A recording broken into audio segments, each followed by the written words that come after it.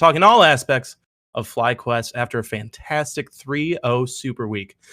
We'll ignore that tiebreaker game. It didn't really happen. I heard it was a scrim. They were just doing night block on stage. My name is Curly Double Q, and all the way to my right is my fellow host Noxwar. And between us, we got a couple of special guests, General Manager Nick Fan and Head Coach Sharkz from the one and only organization we love so much, FlyQuest.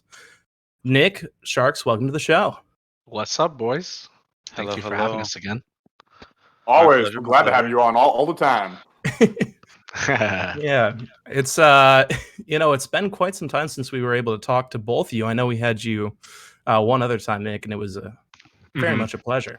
But Sharkz, what have you been up to aside from bringing us to a really comfortable spot in summer playoffs?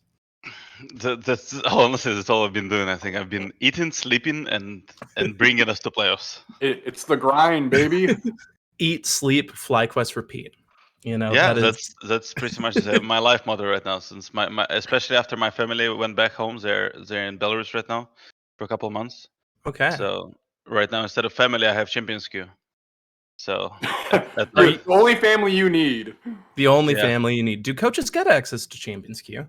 If you're good enough, yeah. Not in my case. Not in my case. But that's my choice, right? That's my choice. That's my choice. Yeah. I think if I would get access to Champions Queue, I think I would be Riot would do the same things they just did recently to Peter Zhang. I would just get globally banned from all the tournaments. Oh no! The rest of the life.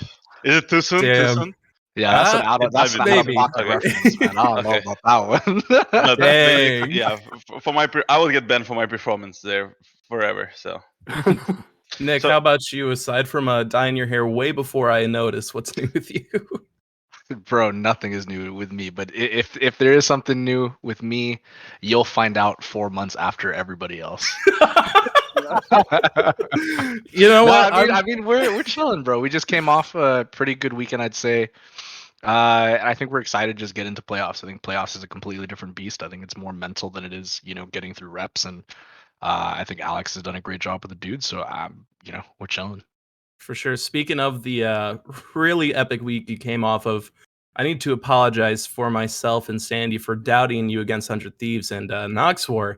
Yeah, I'll take the big hit on Doomer. We we really underestimated, and I apologize.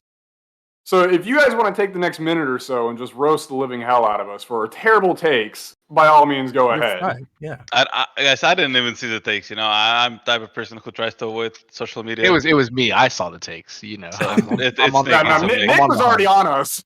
I'm on the hunt. I mean, tell us as individuals not involved with the team process. You guys have no idea what's going on in the back. You guys don't know, at least internally, how we assess why we win or lose games. What for you guys have you seen besides oh shoot, we just went on a 4-game losing streak?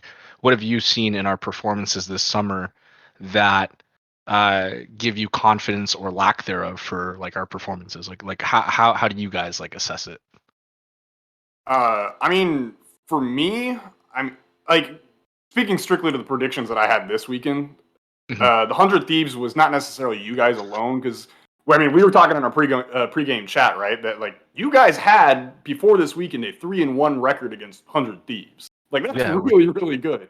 Yeah, we're sick. At the same time, though, in my head, it was okay, you have 100 Thieves who's very hot right now. I think at the time they were 7-0. On top of we were coming off of 0-4. They're the second place team. We were struggling to make sure we were struggling to even try and break 5th. And so in my mind, it was there's so many variables that are weighing against us in this. I don't have a defense for Immortals, by all means. That was just a bad take. Yeah, for me, I have a very comfortable mix of vibes that I get from the team when I watch them, And in the 2 weeks leading up to this, the vibes felt off to me, aside from CLG was a big flip-flop, so that was an unfortunate L. But I was this isn't the FlyQuest for me that I was watching. But like you said, we're not behind the scenes, so maybe we should have a bit more faith next time and be nah, everything's all right. Sharkz is behind the wheel. Nick Fan's watching over them. It's going to be fine. But Before we get into talking more about the success about the 3-0 week, I do want to quickly remind everyone that if you can't catch all the show, the VOD will be available here and on YouTube on our Flightcheck podcast channel, and the audio version will be on your favorite listening platforms as well. And one more thing, stick around to the end of the show where we will be drawing the winner of our jersey and t-shirt giveaway live on stream. With that, along with the Pickens winner. Along with the Pickup's winner, apparently. And with that, let's get into it. So, guys, 3-0 week. We've said our apologies. Now we need to say our congratulations and just, Sharkz, you were saying like that you're going to have a different perspective than we have with our overreaction. So I do want to know your perspective going from a 4-game loss streak and approaching Super Week. What, as a coach, what with the team did you do? And like, is there anything different that you might have done compared to other weeks? I don't think we did anything different. I think we just showed confidence in our process. I think we had don't want to go too in depth into it. I think we had like one short meeting just that released the pressure from player to player, let's say so. I think it did impact some of the players really positively, where maybe coming into Super Week they didn't feel as pressured, and it had a positive impact on their performance coming into this week. But other than that, I don't think we did anything different. We just, whatever we've been practicing on, we just kept practicing into it. I think we put some more effort and time into basics, fundamentals, let's say all the things we were working on before the split started. We kind of did a step backwards and reminded ourselves what was important before. We didn't really work on like super late game macro. How to take tier 3 turrets, how to take tier 2 turrets. Most of the time was super basic. The only thing that was, I guess I can suppose that one. The only thing that like I tried to reinforce and we tried to implement is playing the double strong side or deny an enemy strong side when we're ahead. I don't think we really showed it on stage. There were multiple opportunities where we could do it Super Week. We could do it against 100 Thieves. The game was supposed to be way easier. We had 2 opportunities to do it against Immortals. And against TSMs, the game was a terrible quality. But I can tell you, due to the things that we were practicing, Jose Deodo actually made that call. So you guys remember we're in the end game, Azir died on sideline? Yes. And then we finished the game. So that was pure Jose Deodo call where he just said, guys, Fake, we're gonna go top lane and speedrun kill Azir on sideline. And we just pretended with our movement and visions that we're gonna go top. And because of that, Maple decided to stay for another wave. And boom, here we are, the FlyQuest gang, the Fly fam is there with Sivir ulti to get the free kill and end the game. So I was happy that we managed to pull it off on stage. And other than that, nothing, just same old regular things, nothing important, nothing special. Just for me, the entire split, the trajectory was kind of what I expected. I think just to touch a little bit on the 0-4 week, it was a little bit of a slump, but meanwhile, I think our schedule was pretty tough. The C9 and GTL CLG as well, right? The CLG game had one of the tougher schedules for sure. The CLG game could go. Actually, if you think about it, right, that's pretty much we played. I just realized we played top 5 teams 5 games in a row. Yeah. So, and I guess we failed the test. If you ask yourself a question, if Fly is the top team, right? The C9 game we just threw, but it was a good lesson for us.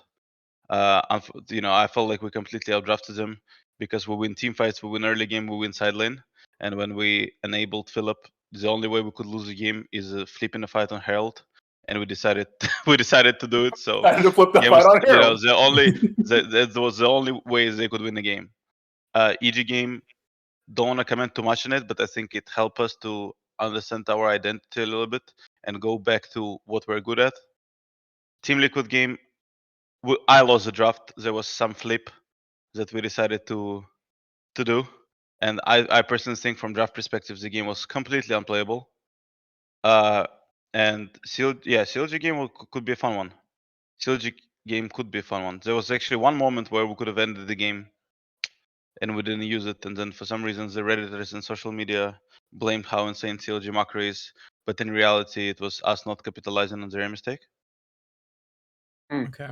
I do have a Interesting. quick question on like so when you get a game like CLG where it's like over 50 minutes long, I know coaches listening on comms, right? Yeah.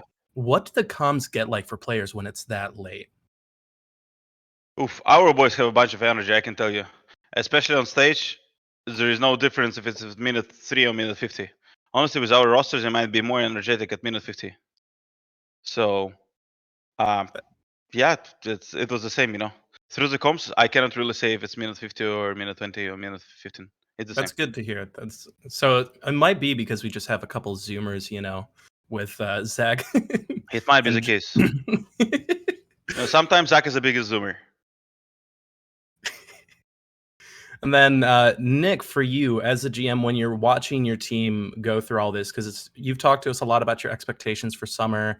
I've watched your expectations actually ramp up throughout them, because at the beginning of the year you were like, need to make both playoffs, top 6 were satisfied, and then you went really good first 2 weeks, and you're like, all right, we're going to Worlds. So how do you as a GM, how did your expectations develop? Did I say that? Did I Yeah. say 2 You weeks did, in? yeah, Let's go to man. Worlds. It's Yeah, exactly. honestly, I think like I think in this way, I think like one of the acceptances that when you run a program, I think it's like important to have clear expectations with your staff. And so I think like with our staff, and Alex and I talk a lot about developments over the year, right? Like in spring, we're always on top of understanding where the team's at, what realistic expectations should be. In summer, the same thing. Sometimes, like obviously, when you're on a win streak, it's easy to get emotional about losing, right? So like when you're hot and you've won 3 or 4 in a row, and then you catch yourself in a losing streak, it's easy to get frustrated because you tend to index towards like, well, we just won so many games in a row, we should be a winning team. And I think it's like important to remain level regardless of the wins and losses, because I think everybody makes this argument, but best of ones truly isn't the best indicator of how good a team is in terms of adaptation and flexibility. I think it's clear to everyone, if you consider all the teams in the top 6, I would say we are the team that lacks the most when it comes to uh like high end, low end experience. I think like we have Afro, who has a ton of experience, and we have the almost near juxtaposition of Philip, who has very little experience, who's obviously caught up a lot over the course of the split, which was kind of what we banked on, right? But the expectation from like, let's make playoffs to let's make worlds wasn't necessarily an expectation shift more than it was, okay, the expectation is that we have to be at least a competitive team, and being a competitive team in spring and summer means you got to be in playoffs. And then from there, I think it's like really important to be able to empower the staff you have and the players you have to pursue beyond that. I think it's like, if I told my players up front, we're gonna sub in Philip, and my expectation for you guys to make worlds is, it's like not about the substitution, and it's not about the end result. It's about appreciating the process and focusing on the process. And so as you string wins together, as you put yourself in a position to be more competitive, what I think we needed to do from the way that our team is constructed and how our culture is like everybody needs to buy into the idea that Worlds is attainable, that being able to compete for a title is attainable in the position that we're in, right? Like if certain games went a different way and we didn't start out, 5-4 in the first round robin, and we ended up being, 3-6 or 2-7, like we could have easily been in a much worse situation, sitting there and going, hey guys, let's make worlds, and my expectation is let's make worlds or let's make playoffs. Like that is, it's a harder goal uh to realize and to actually feel bought into. So at least for me, I don't think my expectations shifted or changed. I think we've kept the same uh I think we've kept the same energy in terms of what we believe to be our process and what we believe to be right or wrong about the strengths and weaknesses of our team, the identity. I think we're just fortunate to be in a position where our players are strong and our staff has been doing a great job, and we have a chance to steal some games and potentially find ourselves in worlds. I'm extremely excited about that, and I think our players and our coaching staff are going to be the ones that make the difference there. And so if we qualify for worlds, sick. It doesn't matter what my expectations were. It just matters like we believe in the process that we have, that we're going to be a competitive team, and that's all that we think about, and that's all that I'm focused on. Cool. So, kind of to segue with you discussing culture and everything as well, I really did want to dive into Philip because you mentioned him a couple times there in the very beginning with the roster swap. And I know in the very beginning you were talking about how, or you've talked to like other analysts or other content creators about how he was a good culture fit for the team. And I was hoping, if possible, you could kind of delve into what about him makes the culture better, helps make the organization and the roster more competitive, who can make the process of being a competitive team even better. Alex, you want to jump in on that one? I'm done, always. Go So, for it. first one, Philip is really, really passionate about team play. He's a really goofy guy, and I think he just likes the group sports, right? The five-man sports. So I think even from that perspective, just this passion, this love to the game, and this love to five-man competition impacts the atmosphere really positively, and just makes the short way to put it, it makes his teammates to enjoy the process more due to just his character, his passion, his goofiness, everything. And it's fun. It's extremely fun to work with Philip. And of course, when this is well balanced with the growth, his individual growth, and how he implements into the team, and when you see how big of steps he's making to become better, both as individual player, working with Richard, both as team player, that's amazing. I think everybody who ever worked in development and coaching, I think the most fun that brings to you if you're genuinely passionate about coaching, it's like when you see this growth. So it's just been, yesterday I even shared with Nick, like, especially compared to last year, I feel like I'm having so much more fun doing what I do just because of like what we managed to build here this year. And Philip is a big part of it as well. Just as a comment, I would definitely say this roster this year just feels a lot, and not just because you guys are winning, right? I mean, even the content and like the interactions that we see between players and you guys, it just seems a lot more enjoyable to watch. It's more not that you guys weren't positive last year, but it's even more so this year, I guess you could say. So I can I see what you're getting at with that.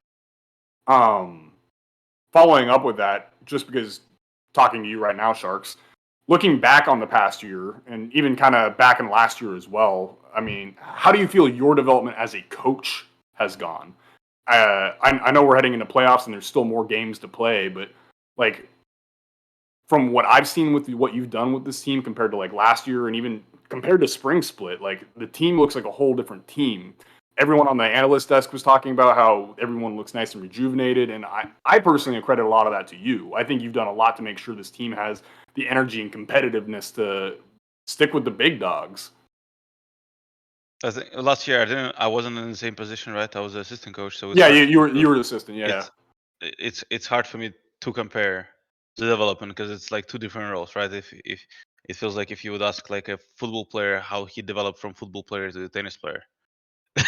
Yeah, I'm honestly struggling to answer your question.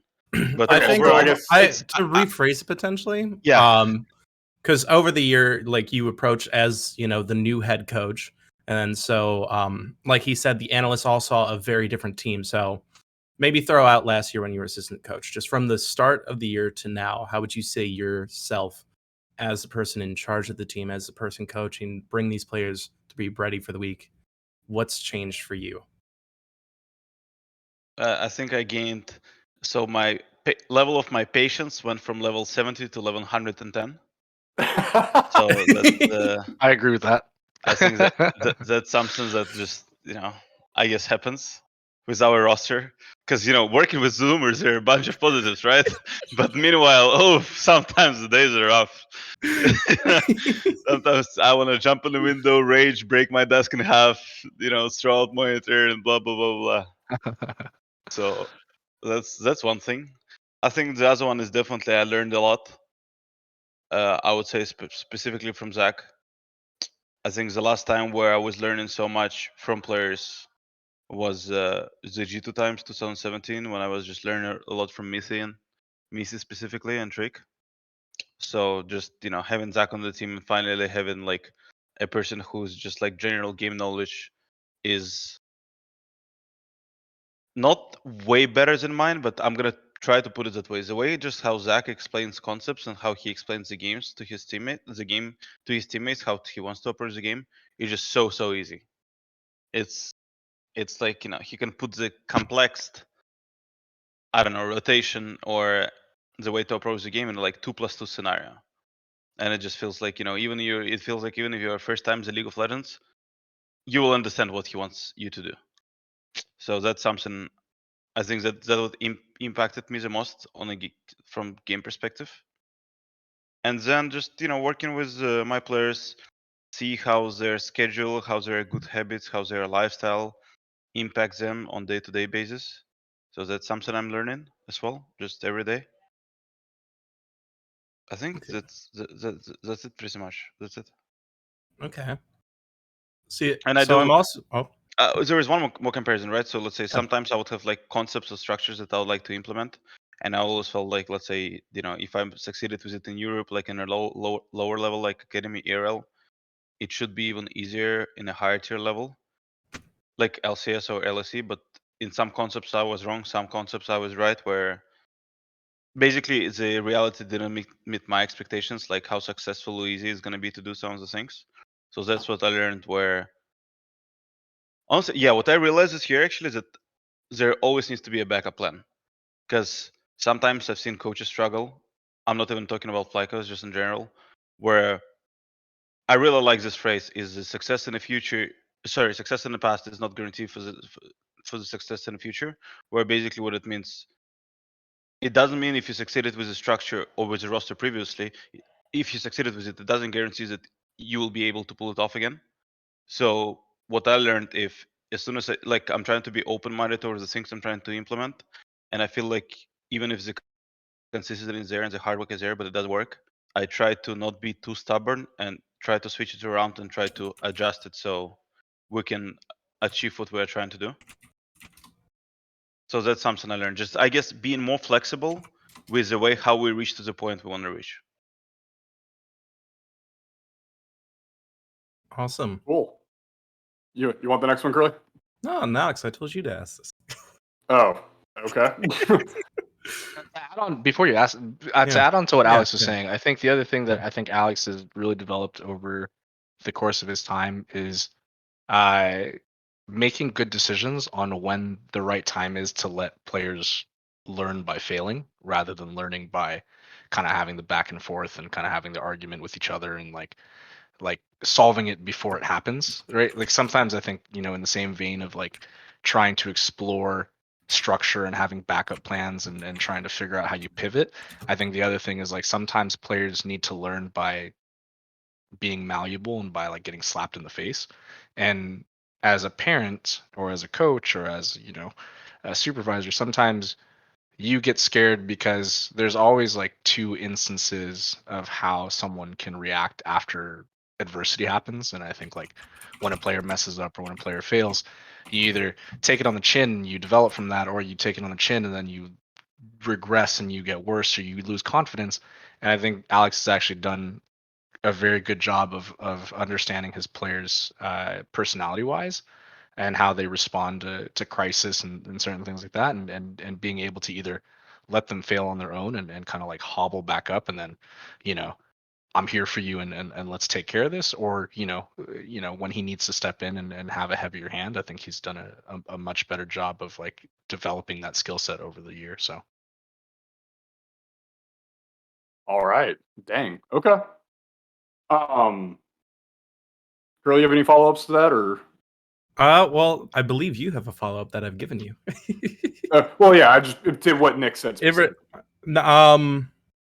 I think it will relate to this because it has to do with a phrase that popped up on the LCS broadcast. I don't remember which player interview it was, but it was the Takui one. You're talking about Hakuna Matata, yeah? See, Nox doesn't even have to ask away. So can you elaborate on Hakuna Matata, Sharkz? I think Loic said everything already about it. You know, it just I don't know. So first of all, I'm a big fan of Lion Kings. It's my favorite cartoon by far. Then I was born 8th of August, so horoscope wise, right? This is what's the word, horoscope, right? As well in English. Leo. Leo. I'm Leo as well. Like I even Actually, where's my chain? I don't know where's my chain with Leo. Maybe I forgot it on the hanger in the bathroom. But basically, I even have a chain with a Leo. The story actually, when I played tennis, there was a tournament in Latvia called King of the Hill, and I won this tournament both in singles and doubles. And I got 2 Leos because the symbol of the tournament was the lion. And my best friend was born in August as well. So one I kept for myself and one I gifted to him. So Leo, lion is like a big symbol for my life. And then the other one is players just overthink all the time. I overthink sometimes. So whenever I feel like overthinking not gonna lead to a better result or better conclusion, so draft approach, whenever player, Loic has his own thing where every argument he finishes where it's just my mental. So I'm just don't overthink, just relax a little bit, because it's, from my experience, overthinking never led to better conclusions or results, never. So I think especially in early part of the season, I sometimes when some teams would draft for 5 hours, 6 hours, coaches would go on stage, they have 400 spreadsheets with 2,000 draft scenarios, and then enemy first pick Timo on red side, and all your draft scenarios go to trash bin. That's where Hakuna Matata saves you nerfs, time, and so on. Like I can tell you, like for example, looking at even in the morals, right? To give you one example about like overthinking about drafts. Mm-hmm. I'm pretty sure if we would sit down in a room with our players and our staff, we would even bring Nick Fan because he was here with Ignar 2 years ago. And we would do 2,000 draft scenarios on a mortal side. We would never have a single scenario where Ignar would first pick Lulu blind on red side. Never. We would never put Lulu first. So for me, just, don't waste time and energy on useless stuff. That's the Hakuna Matata. Interesting. Okay. I like the focused energy a lot. It makes a lot of sense. I feel like you can see like the way that Hakuna Matata does affect the team, because like everyone said, it's just looked like a comfortable team. They look like they play together. So I think you've done a good job of instilling that mindset in your players, Sharkz. So it was mostly for mid lane, but mostly for Loic? It was mostly for Loic, and then Zach kind of picked it up. So so it's 3 of us. It's the triangle of Zach, Loic, and the triangle of Hakuna Matata. I love to see it. So speaking of Tuke, real quick, how's he adapted to life in LA? Has he been loving it, or? Oh, he's enjoying it. He's using Uber Eats 3 times a day, probably. Getting all the. Hey, for restaurants that are like 2 minutes away too. Yeah. How's they call it? The Generation Z instant gratification. Yeah, he's the CEO of instant gratification. Oh man. Amazon one click. That sounds like a mid lane thing though. If you can't take their health bar instantly, like what's the point of playing the game? True. Yeah, it's the dopamine. It's the dopamine. That's honestly like, if he, for example, if he has 2 options, right? He can take a turret plate, overstay, and take a turret plate right now. Or instead of, recall for tempo, blah, blah, blah, then we can take 3 turrets slowly and keep up the pressure. He'll always choose the turret plate. Always. The instant dopamine is the most important thing for Tukui in the Rift. While we're actually talking about Tukui, it's he did win the most player of the game awards this split. So what goes on in scrims? Like, is this just a naturally gifted player that you're like, yeah, Luke, pop off, or do you intentionally feed him resources? I can tell you, after the 6th player of the games awards, I'm not going to be surprised if he's going to end up on 100 receives next year, because he fits their identity pretty well. Don't say that. Don't say that. Do not let that happen. No. You don't get what he's saying. Yeah, he's saying Loic's a little thief. Yeah. Okay. He stole like 4 of them, guys. He stole like 4 of them. He stole a couple from Johnson. He stole a couple from Jose. It's a team award. So it's like you don't gotta worry too much. But 6th player of the game awards, huh? Yeah, yeah. Well, and then also the 2 player of the week awards, and Johnson, you could even argue should be among that crowd. But hey, I guess being inspired is good enough, right? 24 kills, forget that. Yeah.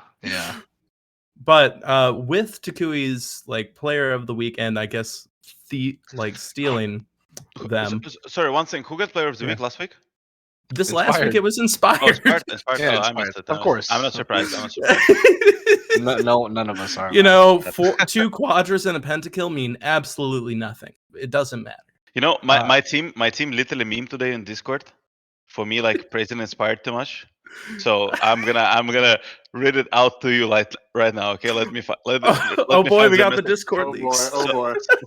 So guys, today I got this email right where I needed to vote like for MVP, for like MVPs and like first all pro, second all pro, like coach, like most improved player, blah blah, all the stuff, right?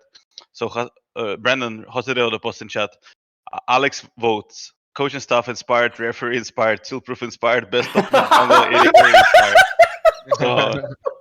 So I'm getting trolled all the time. Oh man. So, that is a good meme. We don't need to ask who you guys are voting for MVP then. Inspired. Not even close. Fair enough. Yeah. Probably, you know. Inspired. No, he did come into NA and do a lot, but we're not. This isn't the dive. We don't need to worry about all that. They can talk about that on Wednesday. We're here to talk about FlyQuest. So I did want to talk more on Takui. How, from your side of things, like, how have you seen him grown over this year? Because especially, I think during summer, he's been a huge carry potential or point for the team, where he's always willing to put risky plays or is ahead on gold. So what have you seen from him that's made him fit into this team environment better? Go ahead, Alex. For some reason, I always felt like people overpraised and community overpraised how good some of his plays are. I felt like he's just, learning how to pressure the map, learning how to get the most out of every scenario. But for me, it just basic for good mid laner. And maybe I'm trying to hold him to a high standard where I just, expect him to be a good, decent mid laner. So I'm not getting as surprised when he plays good. It's kind of what I expect. But from on his development, what I would say, so for him, it's first year in the LCS, right? It's the biggest league he played is, right? ERL or Academy in terms of stakes and pressure. There's no comparison between LCS, It's just way higher stakes, way more pressure. Due to higher stakes, more pressure, a lot of times the tension and the atmosphere is more heated in the gaming room. And I think for him the biggest lesson is how to deal with more pressure, how to deal with more shit that he gets from teammates, how to deal with the things when coaches demand more from you than they ever demanded before. But meanwhile, coaches put more time into you than they did before as well. So basically, people put more time into you, more effort, more energy. They expect more, and I think in some of the cases early in the year he wasn't like ready for it. And I think now he's just doing way better at being a better teammate and better player in a higher stress environment. And he's trying to find balance between happiness, work efficiency, and building relationships with his teammates and staff. So I think for him, this is just like his path right now. And I think if he succeeds with the things that I'm mentioning, and he finds, this perfect balance where he enjoys the game, he enjoys the process, he does what the competitor needs to do, then I think you guys will keep seeing him. He's gonna keep surprising you, and people will keep talking about him. It's funny because from a pleb like me, it's kind of funny because I kind of agree with you in a lot of ways, Sharkz, because I guess I'm more dedicated than most FlyQuest fans, right? I watch every single one of your games, like full through, like normal one-time speed. I'm not speed running. I'm not watching the highlights. And for me, Took is good, right? He's very, very good, but he's not someone who is always flashy. He's just someone who has like the basic fundamentals down in NA. And in North America, that's great because I feel like a lot of other North American mid laners don't always have those fundamentals down, which is where Tuke can capitalize a lot of times, and what allows FlyQuest to capitalize on a lot of other teams. So it's funny that for me, like hearing that, it just I don't know if that's the same like thought process as you kind of have, or whether you and Nick and Curly agree with me on that as well. But just for me, he's someone who's just solid, and for FlyQuest, being just having a rock in the mid lane is what you guys need. But by all means, feel free to disagree or agree with me on that. You heard it here first, Sharkz. We got to have Malphite for Takui on Saturday. No, I agree. He's a rock. I think for him, I think actually Tukui high highs. Actually, I'm gonna probably say this. I think his high highs and Jojo high highs, if they're on like their best performance, they're just stomping everyone in lane. They're just demolishing people. Like if I open our match history against 100 Thieves, he demolished a bit Daiga in lane. Just it wasn't even close. Like, whew. Then against Immortals, he had really solid lane phase as well. So I think against Palafox, he had amazing lane phases, Zoe and Azir. The story was even, then when they were doing the fist bump after the match between each other, that Christian even said to Loic, you good job, you destroyed me in lane phase. So for me, it's I just hope we're gonna get him more scenarios where this is gonna be the outcome. When I'm watching mid lane, and in mid lane has to base because he's too low, he needs to lose the entire cannon wave. Both side laners getting pressured because we have too many roam timers because our mid laner is winning. So that's what Loic is good at. Want to see more of it, and we'll try to create him more scenarios where he can do it because he's really good. If he gets the scenarios where like draft scenarios where he can shit on any mid laner, that's a scary situation to be in if you're a FlyQuest opponent. I can tell you that. Perfect. All right. Oh, what's up? So, just so we can talk about the other players, we talked about Philip a lot. We talked about Takui. Is there anything you saw, especially the bot lane? I think was actually just a silent killer, pretty much. Like they just were really solid throughout the split and seldom got noticed for it. Like especially, I was in my reviews today. I watched all this weekend over and over again.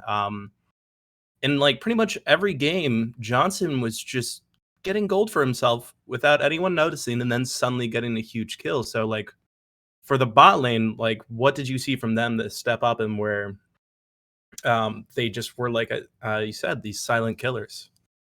I mean, to meme a little bit and to give you guys some stats, maybe you guys heard it on the broadcast. Johnson is the person who gets the most counter picks out of any single LCS player. Yes. In draft.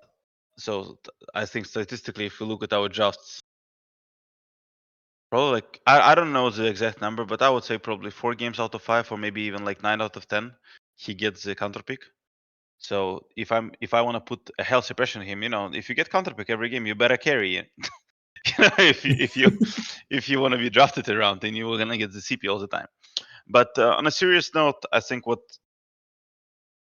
especially Johnson, I think he's doing way better jobs than last year, this year, explaining how he wants to approach the game, why he wants the matchups he wants. I think his relationship and Zach is consistent. I would say I can rely on them, or I can expect, let's say, a specific level from them all the time if they get what they want in draft. I think the synergy is always there. They benefit each other. Zach helps Johnson to play better team fights as they take care of the herald rotations, as they try to take care of the herald rotations all the time. I would say most of the time they're on the same page. I noticed this split, they started putting a little bit more effort and time into 2 versus 2 scenarios, lane phase, the small trades, the patterns, like how you walk up as a minion, when you trade, how you trade, where you start at level 1, what boost, do you need ward, do you need sweeper, like all the small things. Like I see the work is there. They started putting more time into just getting better as a duo. So that's good. That's good. So, looking at our drafts a little bit as well, right? Like we actually played, I didn't realize myself, but we played 4 range supports this weekend. We played Lulu, Nami, Yumi, Lulu again. So Yeah. that's honestly impressive. If you look at some of the teams, for example, Dignitas, when Zach was in Dignitas, I don't think he ever was on range support for games in a row. I think he had to play the engage role. I think here on FlyQuest we became a little bit more flexible. We started playing just where we can play top side, we can play double range bot lane. So that's a happy Sharkz coming into playoffs where we have a little bit more trust and freedom in strategy. And about what else about Johnson? Nick, do you have anything to add about Johnson? Not really. Besides being hilarious, I think he's Yeah. I think he's the funniest player we have on our team. Not necessarily. I think you hit everything. I think the Kill King. actually I can say one point to it because that's what I'm proud of the most. Johnson became way more aggressive this split in game, and that was my personal number in terms of my development, like my effect on individual development with our players. For me, number one priority was to make Johnson more aggressive, and we can see this signs from game to game a little bit more, even if it backfires. I don't care if it backfires. I'm just happy that he's trying. So, even in the Lucian Nami game against Aphelios Lulu, where he dies to turret from Lulu and turret just because he's trying to get that kill, I'm okay with it. Seaver flashing forward, I'm okay with it. The last team fight against 100 Thieves, where he just presses ulti and tries to brute force through the soldiers, and then Philip gets this amazing Q ignite, and Loic finishes off the Abedaga. That was. I'm trying to teach my players become more aggressive, and why, so other players have more opportunities to punish the window. Because for me, the way how League of Legends is built right now, if you have 3 passive lanes, you will never win. If you have 2 passive lanes, you will never win. If you have 1 passive lane, you might win, but the team with 3 aggressive lanes will always stomp you. And if you have 3 aggressive lanes, that's where you will shine, and that's where you will win championship. So, for example, if you look at the Eastern League of Legends right now, top teams, people are creating so much space for each other in team fights. Everybody, top lane and mid lane AD. People are playing super aggressive in lane, punishing every single timer. And I think North American League a little bit behind in this, where people are playing too safe. In lane and team fights, they don't punish windows, they don't create enough space for each other. We're not consistent or not even that good at it yet, but we're trying to get better. We even trying to implement some concepts on new words, how we can pay more attention to it. I guess one thing I can share is that Zach wanted to use this word is, how, for example, if you play a shooting game like Valorant or CSGO, you have like a trading pattern with teammates, right? Where, for example, one teammate peeks, and then if he gets killed, then the teammate who is behind him trades, 1-for-1 when you guys try to overtake the corners too. So that's kind of what we're trying to implement in team fights, where, for example, we don't have engage, but let's say we're playing Arik Ven, right? And we don't have any engage besides Arik Ven. For example, the drafts that we played against TSM, right? It was Arik Ven, Lucian, Siri Yumi. So in this draft we have 3 champions who low-key can go in, right? It's Irelis and Gwen. But none of them really want to go in first, if you think about it, right? Because, they're pretty squishy. They might get chances to hit Lulu Polymorph into Rek'Sai, knock up Sejuani ulti to death. But if your teammates are there to support you, either they will save you from dying if you go in first, or even if you die, they're going to kill all of them, right? Like, for example, Lee Sin goes in first, and if all the CC is used on Lee Sin, then Ari, Seaver, Gwen should be able to clean up. So that's something we've been working on for as well. And I think Johnson is like big part of it as well, where he's trying to create more space for us, and we are trying to create more space for him. So something that just caught my ear was you said like a lot of Eastern League of Legends teams currently are being far more aggressive in how they currently play stuff. Are there any particular Eastern teams that you guys are watching or like taking notes from? Oh, I could tell our assistant coach Richard. He's he's addicted to LPL, like a bad way addicted. Like it's bad. It's like worse than gambling problems people have. So we watch it. We watch it all the time. Like I think like now pretty much every second day we bring up clips from LPL or LCK before scrims. So it's for me. I don't have the teams that from LPL I'm the most curious about is RNG. I think their team play is amazing. The LCK teams that I'm the biggest fan of right now is Genji, and it's because of Ruler. I think Ruler is a machine. So every time, and Ruler is, even when people, for example, in LEC stopped picking Lucian. Ruler just picks Lucian, prioritizes Lucian, and cheats on everyone. So every time Johnson pops off on Lucian, I just yell like a crazy guy, and the entire FlyQuest office can hear me yelling Ruler when Johnson gets a double kill or triple kill and screams. So and just another quick thing. So speaking of the Lucian, did you guys know that was probably that was the third pentakill in FlyQuest's history? The first two belonging to High and Altec. No clue. Damn, FlyQuest is bad. FlyQuest was bad because it's only third pentakill. Huh? Nick, two back-to-back finals, no pentakills. What happens there, Nick? I mean, team game, bro. Team game. Yeah. Definitely a fair share of stealing pentakills. So we could have a couple pentakills this year if people were not stealing pentas from each other. Yeah, I think Johnson should have had 3 this year. This weekend he got 2 other crotches, right? So yeah. Then I guess even before that too, I think there's one that Philip stole. Who on the team is most likely to purposely KS someone?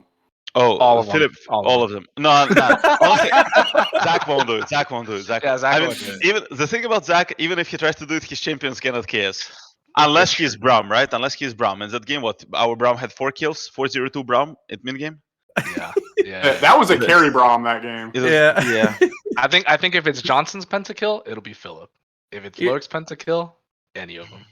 You're telling me Jose's that pentakill, it's you're telling me Johnson. that the creator, the one that said support is so easy by getting the kill on Leona, doesn't steal kills? One of the coolest things about Zach, and I think this is why it's hard sometimes to find really good domestic supports, especially when you look through academy, amateur, and beyond, is there's not a lot of young people that take pride in setting up others for success. I think there was an interview that Afro did recently where he talked about why it was so easy for him to transition to support, and it's just something that he values. I think it's just something that is kind of lost on a lot of the more recent younger generations, our generation included, right? A lot of people just don't have that as a value. Everybody kind of wants to be the rock star, the superhero, the main character, and I think a lot of times if you're going to be a successful support, sometimes you have to be willing to kind of do the dirty work and be the one that doesn't get all the recognition and the praise, and I think that's what makes Zach pretty special. So yeah, that's why I could we never come out see to him this stealing. interviews. Yeah, I could never see him taking a pentakill, even if it was right there in front of him and he had the best access to one. That is good. Now, before we wrap up talking about LCS for a quick moment and jump over to Academy, I do want to touch upon Jose Dieto because we talked about everyone else. So now let's talk about Tuki, the one, the only. From him, for me, something I at least personally saw a lot this split, and actually this season overall, was a bit more champion diversity. We got him on Lee Sin plenty of times, but you really, to me, tried to push him to try other things. Was that driven from the coaching side? Was that driven from what was best for the team plan, or was that something from him potentially even? Both. I think both. I think Brandon has a really clear picture what type of player he wants to be eventually, and he knows to be a world-class player, especially jungler, you need to be versatile. So him and I here on the same page. So we never really have argument regarding the champion pool or champion diversity. He just plays whatever he thinks is good. I would say he pays sometimes even too much attention to the other regions and tries to copy whatever they're doing. Yeah, just the player development, player growth. I would say one thing that I would add that where I tried to push him a little bit or to mentor him a little bit towards. I wanted him to be a little bit more chaotic, unpredictable / versatile in terms of his game plan or pathing or early game plan. Maybe you guys saw it. So there was interview from, I think Team Liquid were playing against Golden Guardians when Price Talker was still there, and Centurion was giving a comment on Price Talker, where Price Talker is too efficient and too selfish around jungle, where it makes really easy to play against him because you know where he's going to be all the time because he always takes the most efficient pass. And I had a conversation with Brendan about it where I think he had some of the things that Price Talker has, where Brandon's trying to be more efficient as a team player. where if he has a draft that's built around him, of course he's gonna try to maximize the resources he's gonna get. If we have a draft around Johnson, he's gonna try to play for Johnson. But I think he was missing this X factor of trying to do some random level 2 gank, random level 2 invade, like inefficient pass, for example, right? Like where people would expect him end up on Grom, boom, like he's doing inefficient pass just to gank bot lane. That's something we can see, from LPL junglers, LCK junglers, like from Peanut.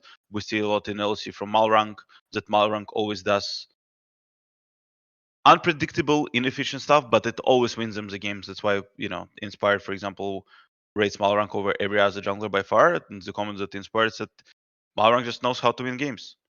So that's what we're trying to do with Brandon this year as well. We're trying to develop this X factor a little bit more. But I think it depends on teammates as well, right? Because teammates do need to manage your lane and do need to demand sometimes resources, and being willing to carry when jungler does an efficient thing just to get you ahead, and you need to take responsibility to carry the game if the jungler does it.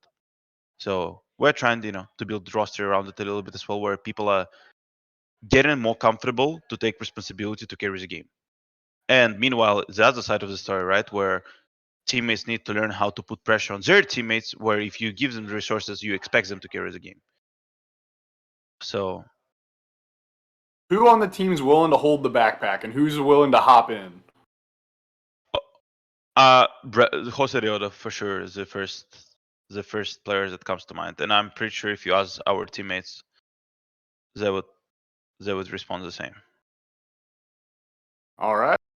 Awesome. Never let them know Jose Rioda's next move. Right. If you guys are cool with it, I did want to talk about Academy a little bit. I know, Sharkz, this isn't necessarily your area of expertise, but you can obviously chime in where you can.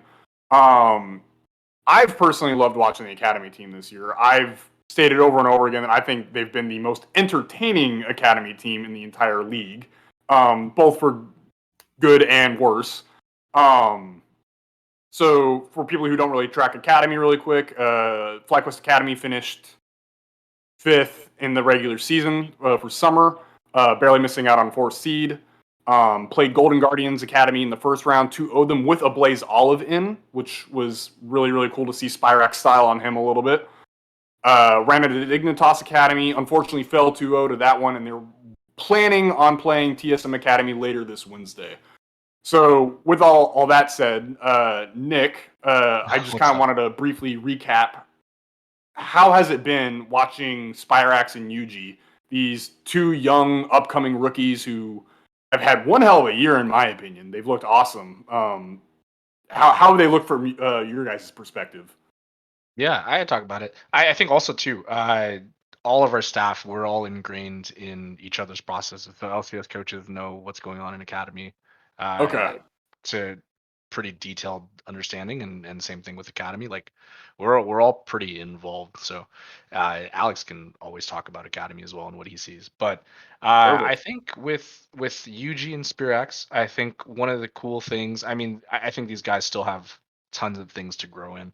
But I think one of the coolest things about SpearX is dude has expectations only because I think in a lot of people's eyes when they think of like collegiate players transitioning into the academy space, like there's not a lot of hype behind that. And I think a lot of times people consider the collegiate atmosphere and the collegiate setting to be at a lower competition level than academy, which is probably holistically true, just in terms of the quality of play. And so the growth, I think, in terms of the expectation that people had for SpearX when we first picked him up, and people were kind of like not so excited about him. We just liked what we saw in a lot of the tryouts that he partook in, and so getting to see him, get reality checked a little bit about how his laning is and all those things early on in spring to the growth and transformation he's taken over the course of that time has been incredible to watch. I think in comms he's stepped up a lot. He was always willing to be a contributing member and a contributing voice, but I think his shyness was something that was very apparent at the beginning. But now he's, I think, playing at a level where I would consider him in the top 4 of academy mids, from not just a team play perspective, but honestly, just from a laning and mechanical perspective as well, I think he's caught up to a lot of those mid laners that you would consider mainstays in academy. So that's been great to see. I think a lot of it you can contribute to some of his teammates as well. I think David's done a good job kind of helping mentor him a little bit and challenging him. I think David is not an easy guy. He's kind of a hard ass sometimes with some of his expectations of his other teammates, and I think like Jalal has answered the call in a lot of ways. And I think with Yuji, I mean, one thing we want to see him do more is build a level of consistency to where, uh, if something happens early game that he's not expecting, uh, that he's able to assess the game and problem solve on the fly quicker than he does sometimes. Because I think sometimes when you see, some cheeses happen early and maybe he doesn't, respond well, it's not favorable to us. I think his ability to pivot and look to find ways to get back in the game. Sometimes he's a little slower than we'd like him to be, but ultimately it's been fantastic watching them come up, and I think next year there's going to be even more growth for the both of them. Nice. Okay. Just to hit on the other three really quick as well. Kumo was on the main squad LCS earlier in spring. Has looked very, very solid still down in the academy level. I'm assuming he's bringing a lot of leadership down to the two new guys, as well as the veteranship coming from Tomo and Diamond as well, right? And so, I don't know how much you guys want to get into it, but just like how has he been dealing with academy? And I mean, obviously, he's still playing really, really well, right? So, I guess whatever has he said what his goals and expectations are? Does he want to get back? Is he just however you want to handle or Yeah, do your I take on think it? I think I think the focus is just see how we can perform in proving rounds and then kind of tackle what's next. I think for him, obviously moving from the LCS to the academy team, I don't want to speak for him, but obviously it's a hard reality to wake up to. Because I think he had performed to and even a little beyond our expectations in spring. I think we just assessed what we needed for the team and assessed where our team was, and we just felt like Philip was a better fit. So to wake up to the reality of, hey, I'm not going to be an LCS player, I'm going to be an academy player. This is, happened on EG and now here at FlyQuest. I think like that's not an easy thing to do. And I think a lot of times when players are faced with that, it's like, okay, is third time's a charm? Like if I get to the LCS, is that going to be, a permanent fixture for me, or am I going to face the same thing? So I don't want to talk for him. But I do imagine that if I'm in his shoes and I'm in that position, that's something I'm thinking about when it comes to my future career. I think like objectively, at least with regards to his future, his contract expires at the end of this year, and I know that he's going to be assessing what he wants to do and kind of what his future holds. That's a conversation I'm sure we'll be having, whenever Proving Grounds that run ends for us, and we'll talk about it then, and we'll figure out what happens. But at least to the level that he's playing, I mean, Kumo was always, even in 2021 last year when we moved him up when we had sold Licorice to Golden Guardians. I thought Kumo and Jenkins in Academy at the time were basically the top two top laners in Academy. I think it's I guess you can include Tenacity there too, so maybe top three. But I would say that they were at the top of the class by a pretty large margin. And I think even here now with so many of the newer top laners coming in, the skill floor already is a lot higher than a lot of those top laners. So I'm not surprised that we're seeing kind of that gap. And I think for his future, it's up to him and how he sees himself. Gotcha. And then to just wrap up, just checking in on Tomo and Diamond. I mean, the two veteran bot laners, they've been together for quite some time now. Tomo Mhm. looking as solid as ever. Diamond being just the absolute brain that he is. Mhm. Just how have they been for you guys leading this team in academy all for the past 2 years, basically, or year and a half, I should say. Yeah, I think so. I think there's a distinction to be made between Tomo and Diamond. I think Diamond, I would consider. I would comfortably be able to call him a veteran in the academy space. And I think once you get past sometimes the abrasiveness, because sometimes he likes to meme and he likes to joke, and I think sometimes that rubs people the wrong way if they're not used to how he is. But I think once you get past a lot of those things, he's quite thoughtful, and I think he has two things on his mind, which is one, I want to win and I want to showcase that I, deserve to be taken seriously. And then number two, he's human, and I've grown to appreciate him a lot over the past couple years of working with him. Like he just cares for the guys that he's playing with, and he just wants to be the best version of himself that he can. While pursuing winning, and sometimes that comes off the wrong way. Sometimes criticisms get overblown, and sometimes there's arguments. But I think conflict is good in a team, and I think David's one of those guys that I never have to worry. Like if there's things going wrong and we're not playing the game the right way, I don't have to worry that he's not going to bring something up, because he's always quick to figure out, guys, we're not playing the game the right way. Maybe it's me, maybe it's you guys, but I'd rather talk about it than let it fester and build up and then we blow up at each other. So that's something that I really value with David. And I think like in that leadership role, I think leadership when you're in your, early to mid 20s is always like a very hard thing to navigate through. I think people put a lot of expectations on pro athletes and younger, but I think he's done an incredible job overall, and I'm excited to see what working with him looks like in the near future. I think again with everybody on our team, we'll see how Proving Grounds grows, and then we'll go from there. But I think when you look at David and you look at Tomo, I would consider Tomo to be someone that I wouldn't necessarily consider him a veteran. I think people forget that at the end of 2020, basically like summer of 2020, that was his first foray into professional esports as well. He was just playing, collegiate before that, so he's pretty new too. I think he's just completed his second full year of academy. So for me, I am excited for the kind of player that he can be. I think in North America Academy, the problem is there's so many 80 carries that are serviceable, and it's hard to know who's actually good versus who's not. I still think if I look at all the 80 carries and I assess their performances, Tomo's like top one, top two in Academy. But I think because the team game is so situated around all five players, it's not always easy to see the impact that a player like Tomo has on the team versus another 80 carry. So I'd love to see him get serious consideration. I'd love to see him get a chance. We've talked about it as a team. Proving Grounds is just going to be the best place for them to showcase that. There's not much more that words and talking can do at this point in their careers, but I think Tomo's got what it takes to get to the next level, as long as he takes it within himself to have the accountability for his performances, and then hopefully he can prove himself. I would personally love to see Tomo in the LCS again. I think he had a good stint while you guys raised him up last year, but yeah. Good insight on the whole Proving Grounds and Academy. So now let's bring it back up to the LCS team. I know we've only got you guys for a short time now. So while we have you, this weekend, going against TL, it's the fourth time we've gone against them in a best of series.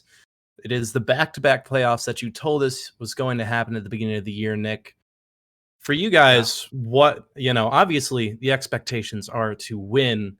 So how are we going to do that? How are we going to get into it? What are your personal expectations for the players? And how are we going to get that 3-0 on TL?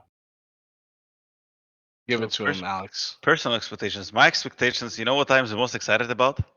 So watching my team on stage is fun. Best of 5 is fun. So Loic's first year in LCS and Philip's first split in LCS. So I think for them, as many games as possible is the most important thing.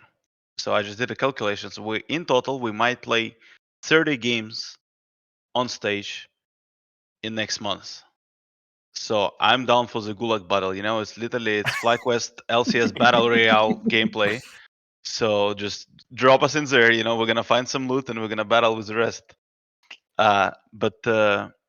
Yeah, I'm honestly just excited. I don't really have like expectations, like in terms of like performance or like where we're gonna fuck up, where we're gonna succeed.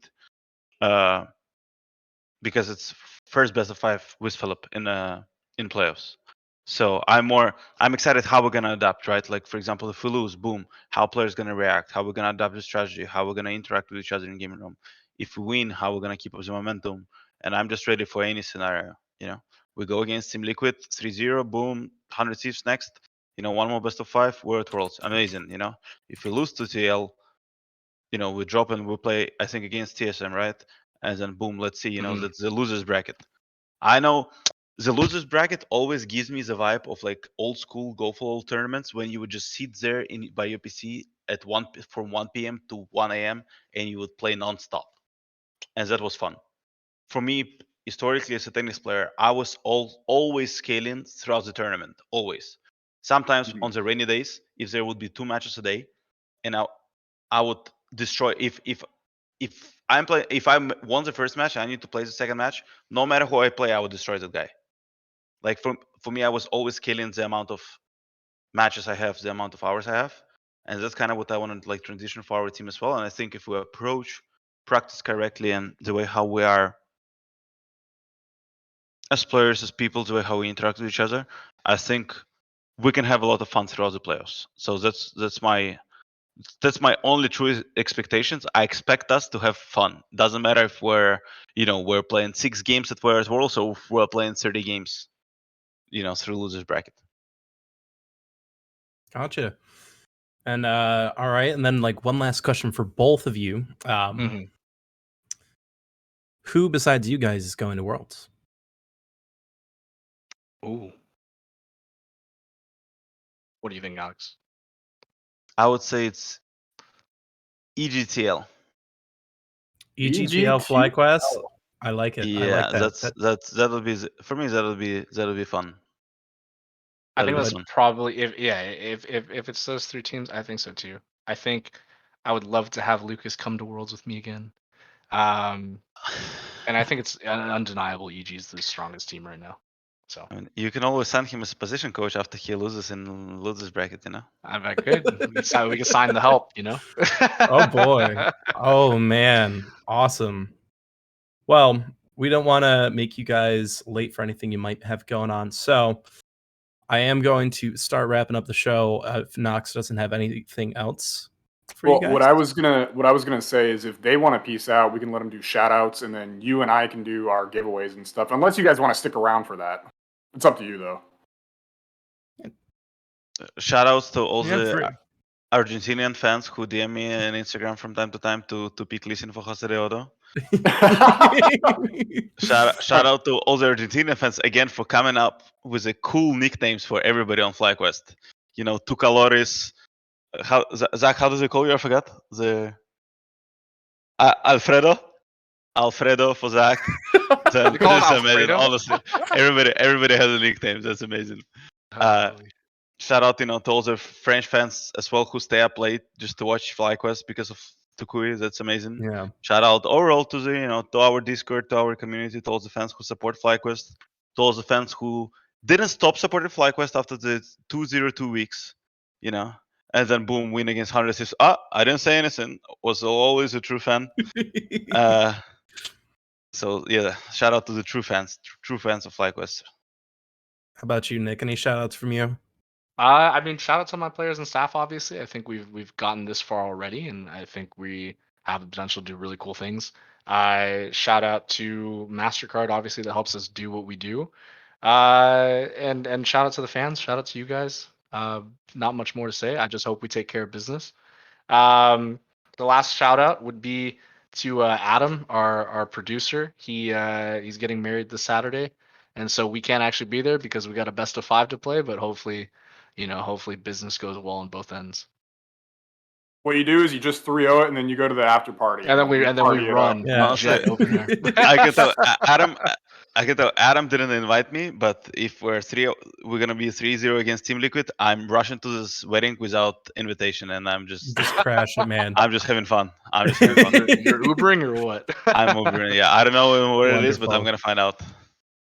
Well, thank you guys so much for your time. Excellent insight into the split, and real fun talking to you guys as always. I know you've got a meeting to go to, so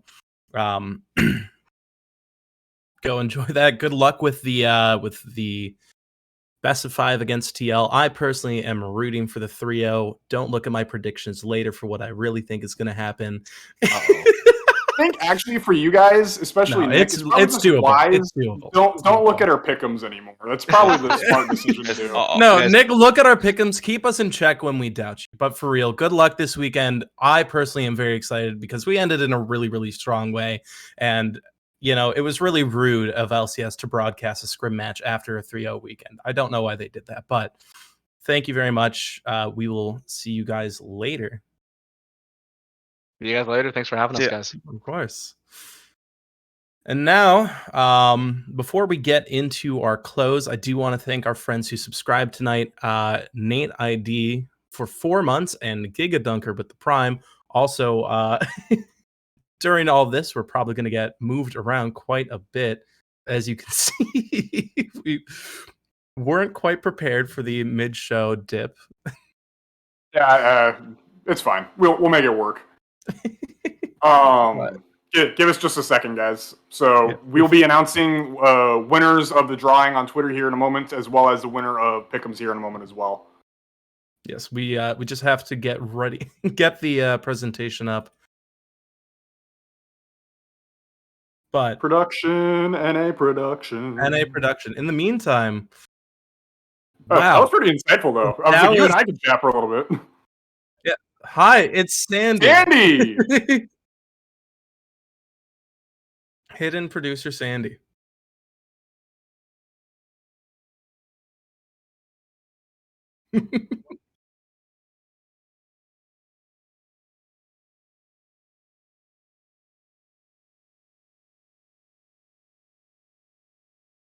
Oh yeah, for sure.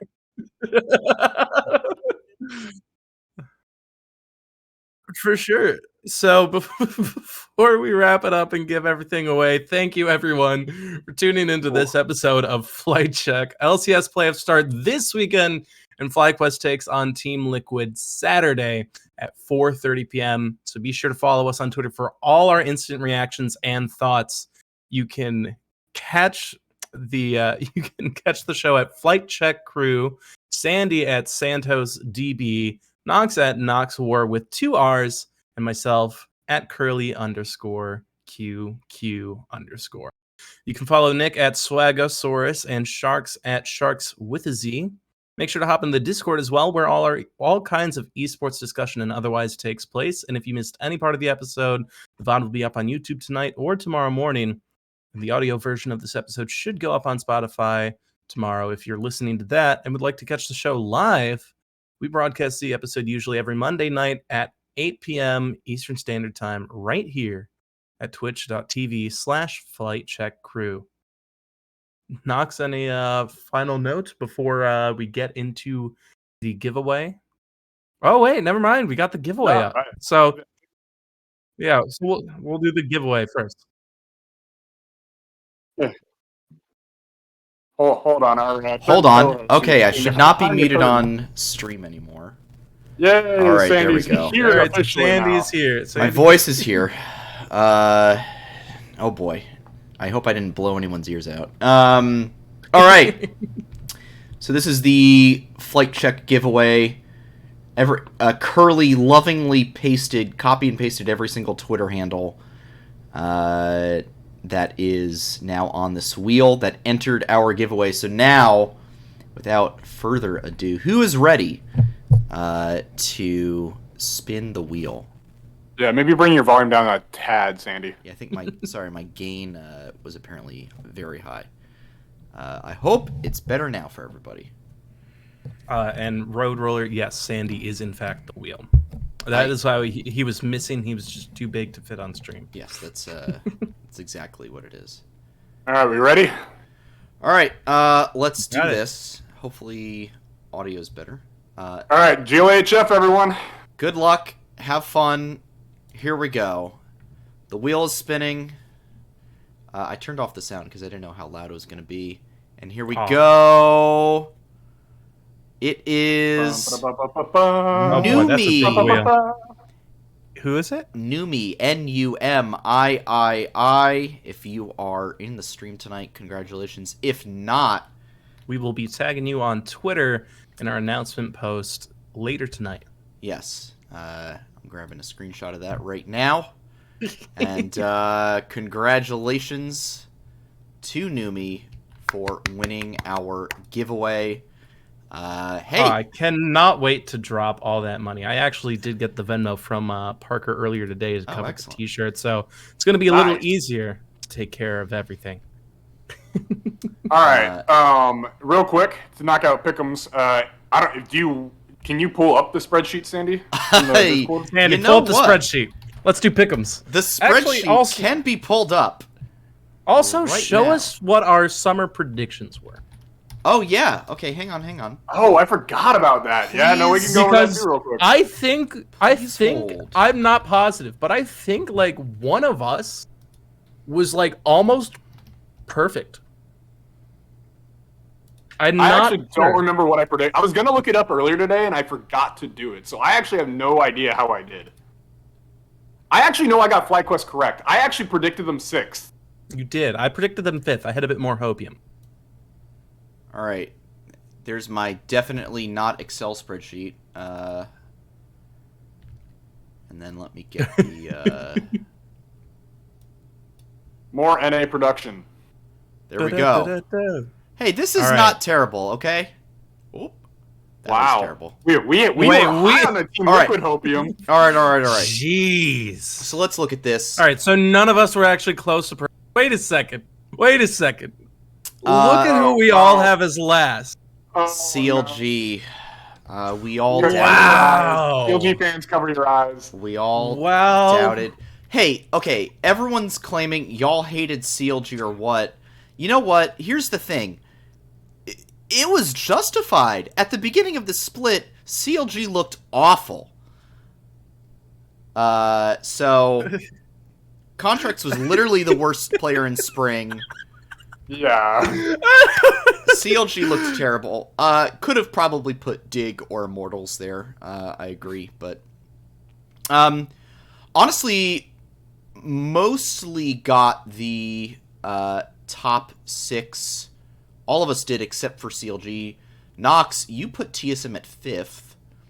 I really thought Maple was gonna actually do something for that team, man. We all had EG in the top 2. Cloud9, we were all kind of close. Like, it's not terrible. We all nailed Golden Guardians, Immortals, and Dig being trash in some way, shape, or form. Me hating on 100 Thieves again. Being harsh. But that is our... Wow. That's our summer. So now let's take a look at Team Liquid versus Fly this weekend. It is on Saturday, 4:30. I will...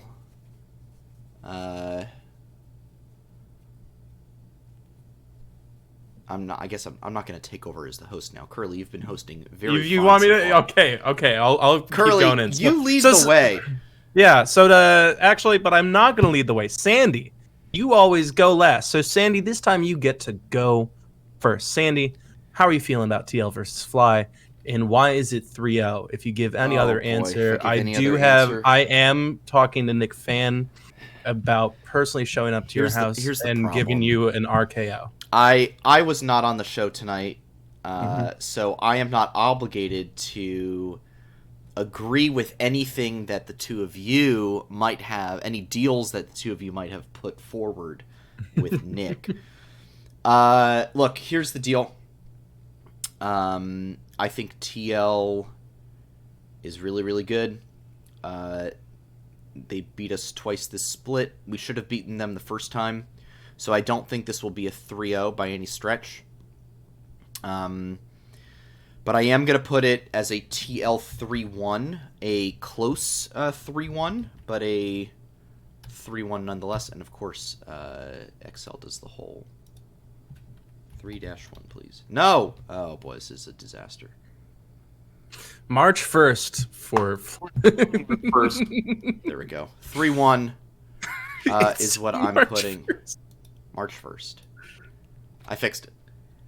There we go. Scuffed. All right. All right. Yeah, I mean that's my call. I'm sorry, but I'm Hold sticking on. to So it. you're saying it's a TL 3-1? I'm saying it's a TL 3-1. How about you, Nox War? Are you a doomer? Are you again, or are you believing, or do you think it's just going to be that close? Let's look at it logically. I'm not going to make any Immortals level takes here, right? But let's look at this. So we are 0-2 to TL this year. We should have won that first game, but best of fives are also a different beast. Everyone on that Team Liquid squad is far more experienced, right? Like, they've all been through their fair share of best of fives. Whereas you compare that to FlyQuest, who has a player in top lane who hasn't really experienced any best of fives. He's experienced, I think, one, or did he experience? Yeah, he experienced one in spring against Immortals Academy, and that was it. And I've talked about this before, but that FlyQuest Academy squad got to Game 5, and you could tell they got tired. They were completely juiced out. So, having said that, I do think that this team is good enough to take multiple games off TL, but they don't have the experience to clutch out the Game 5 win. So I think this will actually be a TL 3-2. A TL 3-2, says Nox War. All right. Well, here's the thing. Is I have this bad habit that whenever, of the 2 times I've talked to Sharkz on this show, because he's only been here twice, I am instantly instilled with hype for the team. Like, he fills me with so much hopium.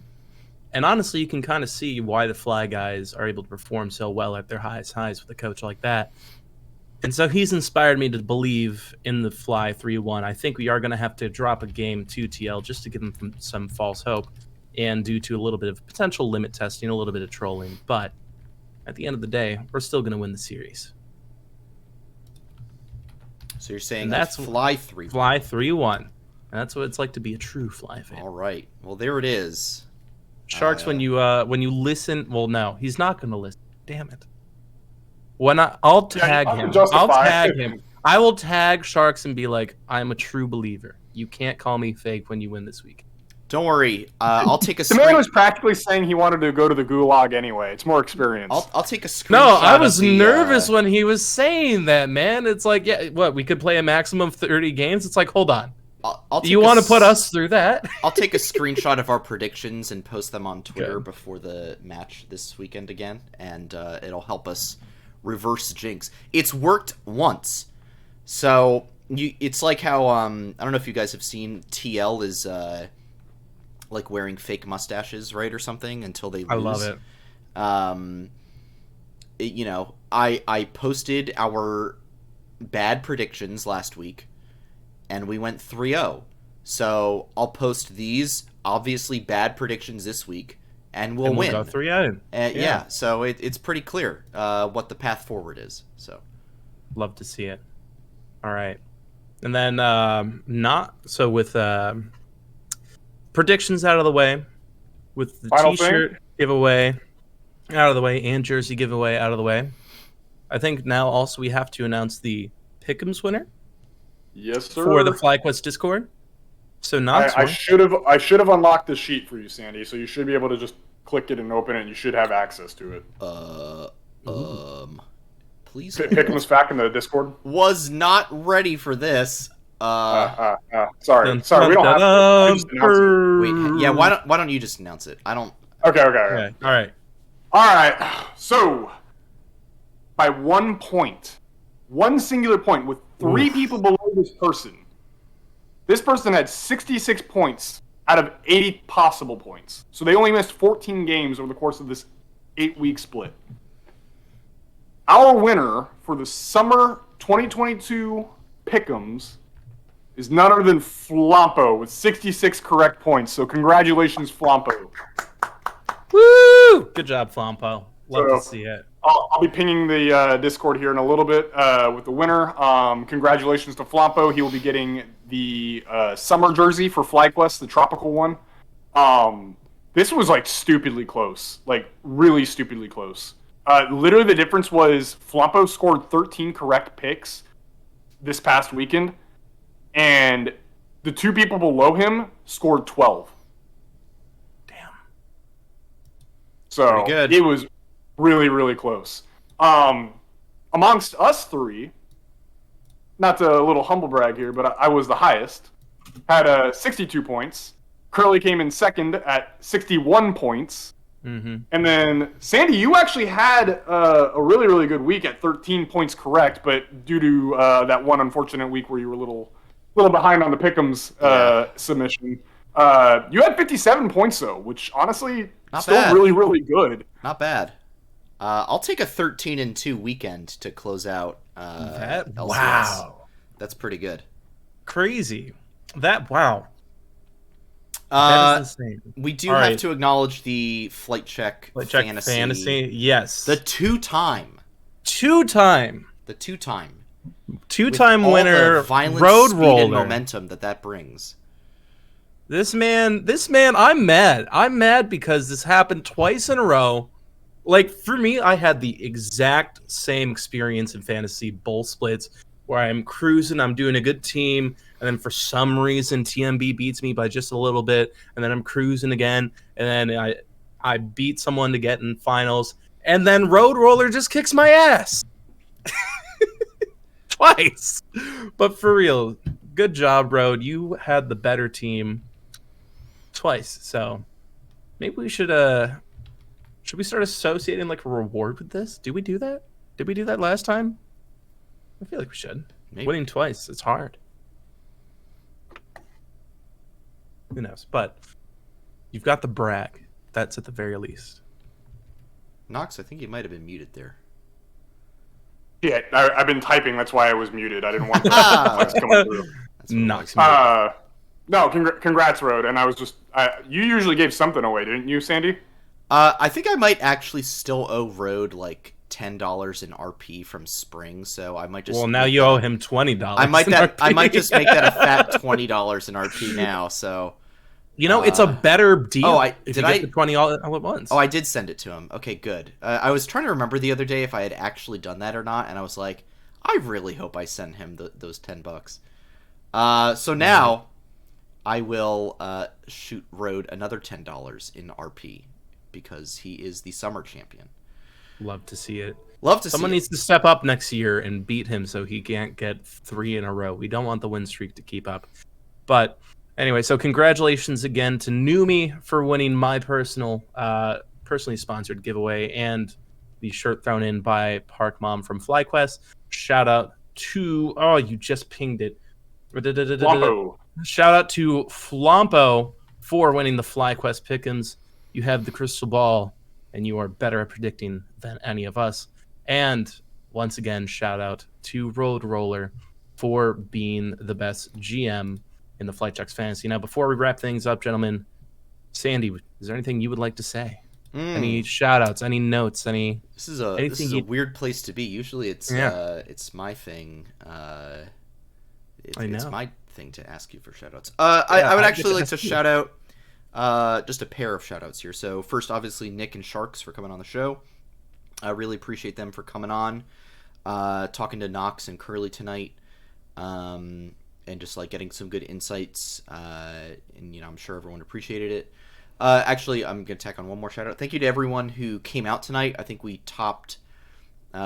peaked at like 30 something viewers at one point. So thank you guys so much for that. Had a couple subs, several follows. So really, really appreciate the support. Super fantastic. Love it very much. If you missed the show, you can catch the VOD. Don't worry, Graph.